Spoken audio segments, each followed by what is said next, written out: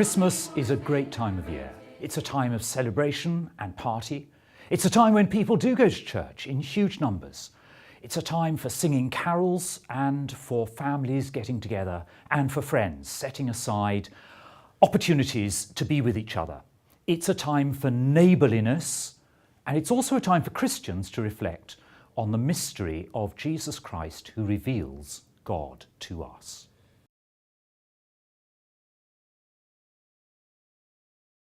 Well, you've put your finger very neatly on something which is a massive gap between the reality of the adverts, the hype, the sense of expectation with Christmas coming, and the truth of what it means for many people.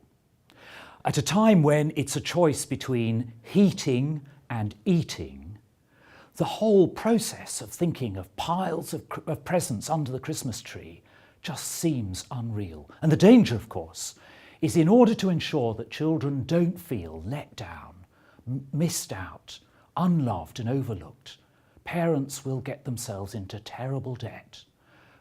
They will allow themselves to become the victims of loan sharks, and we will see the cycle of misery simply increase.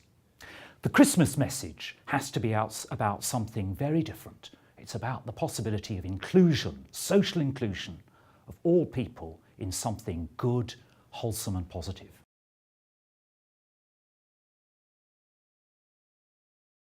Food banks are certainly now a feature of life across the whole of the Diocese of Chichester, and they're an important expression for Christians from a variety of traditions, not just the Church of England, coming together to say, we simply cannot in this country allow people to starve.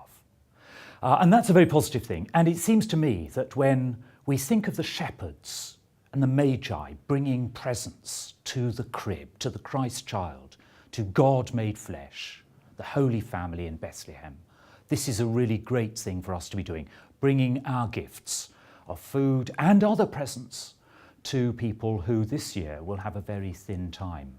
But there is more, there is more. We're also seeing Christians embarking in both West and East Sussex on the setting up of a credit union. And that once again will help regenerate economic inclusion in our society.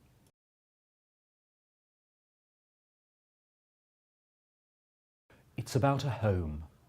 Where is your home?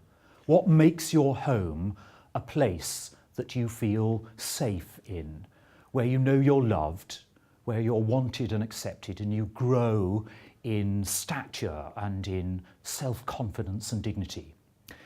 That's what Mary and Joseph give to God incarnate, as we say. God who becomes flesh, becomes like one of us. A home, a place of love and security and safety.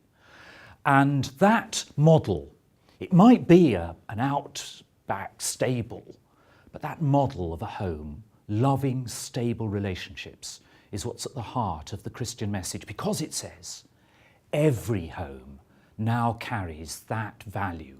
God visits, seeks to be present in every home.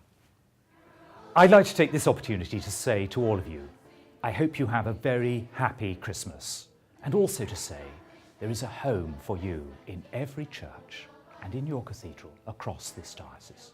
And the children, everything